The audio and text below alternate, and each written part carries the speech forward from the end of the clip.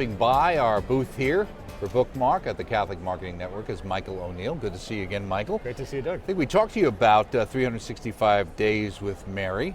Now this is an updated version of that book, right? That's right. So there's a brand new publisher who's taking the project on, and it's Quarto is the publisher. And basically the idea is previous versions were tied to a given year, and this one is perpetual, so that it can be used any year. The way that works then is once you get it, it covers you for that. Well, when people had the first book, they got the original one, what was the reaction? What did they like? Did you make any changes to it besides obviously perpetual, but I mean other aspects of it? What kind of feedback did you get from the first book? It must have been popular enough to put out a new edition. Absolutely, and one of the things that's exciting about the new version is that it's going to feature a Marian prayer for each and every one of the devotions in the book.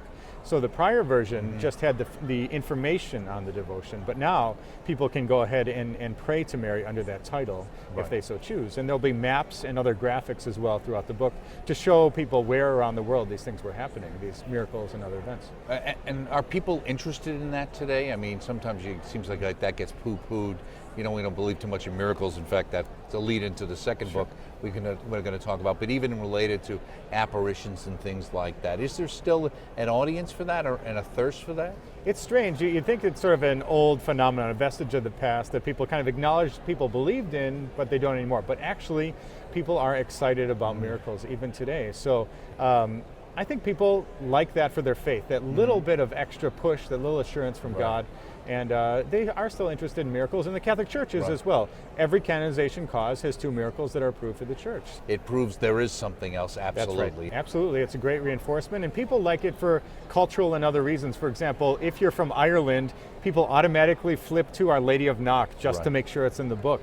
People like to go to their birthday to find out what the Marian devotion is on their birthday. So there are different ways that people use the book, and some religious communities as well. They've told me that they flip through the book each night when they gather together and read the different Well, do you ever get devotions. complaints from people who say, well, how come this wasn't in there? How come that wasn't included? Absolutely. You'd think that with 365 days, all the Marian devotions would be in the book, but there are still probably other hundreds that haven't made it in. So I do get requests for updates from year to year to put in different Marian devotions. So only approved stuff is the goal. So let's talk about as well miracles, exploring the miraculous, and by the miracle hunter.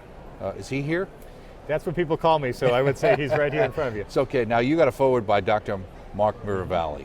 Now, who is Cardinal Lambertini? I think it's a Lambertini. Who's Cardinal Lambertini? So that is Pope Benedict XIV before he took on that name. And what he did is he was very interested in miracles, actually, as a cardinal, as a bishop.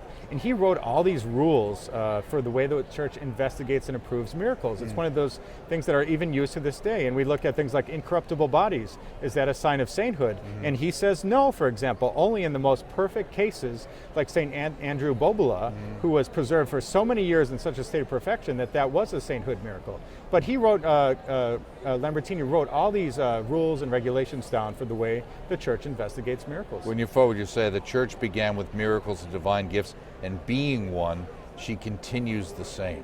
Miracles show that God is there, and I think that's the great thing. As Catholics, we all believe in miracles. I know you can put a different emphasis on it depending on your faith, but you have to believe in the incarnation. You have to believe in the resurrection in order to be a Catholic. And why would you not believe in those things and call yourself Catholic? So miracles are important to all Catholics, actually. So how did you get involved with this?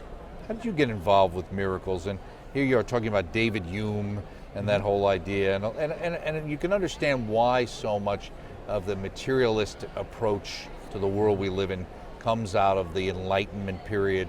Hume is one. You even talk about Anthony Flew, at least before he decided he wasn't quite an atheist anymore.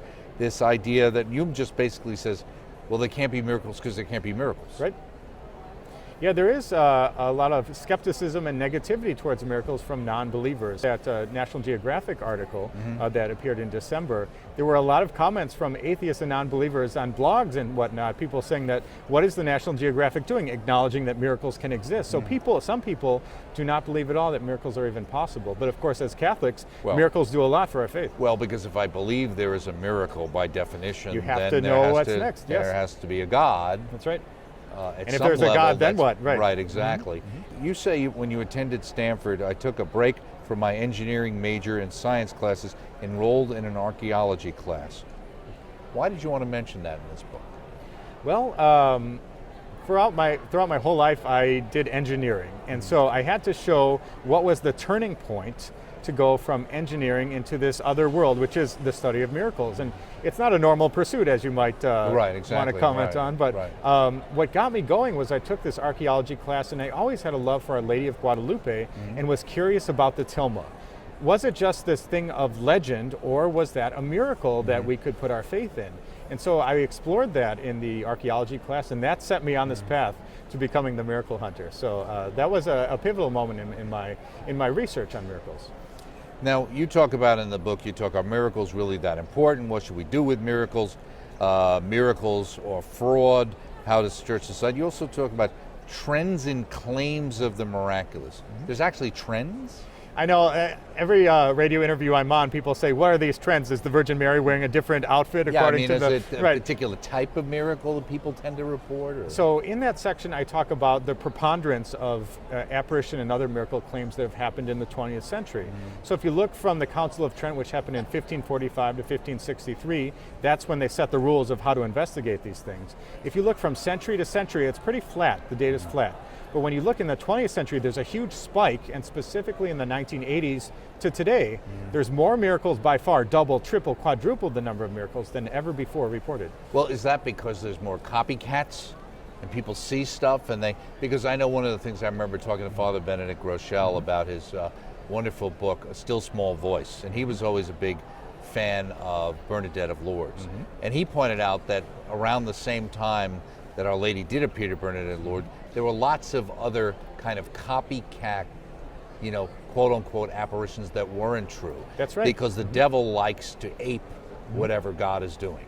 And exactly, I covered that in the book. Father Leonard Crowe was an early chronicler of these apparitions, and he said that there were approximately 30 times that other young girls came forward and said, I'm the new Bernadette. Right. And so people like that attention, that fame, that money-making that comes out of it, so the church has to be very careful and protect the faithful against these false claims that come out. Now, one of the things you talk about here is Eucharistic Miracles, very popularized by our late great friends Bob and Penny Lloyd for many years on EWTN. And many people have said, well, why don't we promote more about these Eucharistic miracles? Here we are, not only talking about, in a sense, God's presence in our world, but the real presence, the core of Catholic teaching. Eucharistic miracles are fantastic. They're some of my favorites. Of course, I study Marian apparitions quite a bit, but Eucharistic miracles, I give talks around the country. People invite me to speak on this because it's so interesting, the intersection of faith and science. When you look at an apparition, you have to use the reliable testimony of a witness and say, does everything line up according to church teaching? Are they living a good moral life? Is there reason to believe? With Eucharistic miracles, science gets in there and shows that real body, real flesh and blood is found in a Eucharistic specimen. So that's one of these cases where science can establish whether something is a miracle, in fact. Well, somebody might be sitting here listening to you. I mentioned it, we went to Stanford and stuff and started saying, well, how's this kind of intellectual scientific guy, I mean, now he's involved with these vagaries. Aren't scientists very, very technical and very specific and need absolute proofs?